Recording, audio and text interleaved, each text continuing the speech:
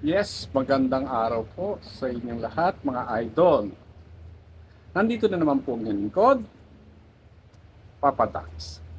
Ang topic po nga natin ngayon regarding po sa firearms.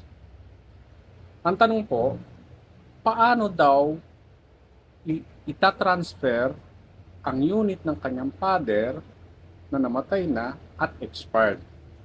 Sa iyo idol, kapag po expired ang firearms, hindi mo po siya pwedeng i-transfer sa iyo kahit may deed of donation ka pa. Kailangan po talaga updated. Dati po, meron tayong provisionary LTAP na tinatawag na pwedeng pumunta yung kamag-anak ng may-ari ng unit at ikaw ang captured. Pero sa ngayon po, naka-stop.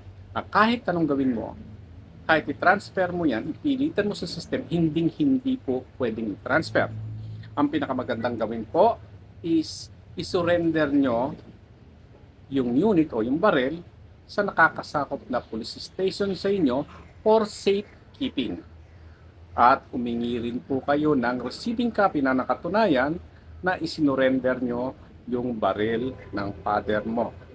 Sana po nakatulong ang paliwanag kong ito. Maraming salamat po. Mabuhay tayong lahat.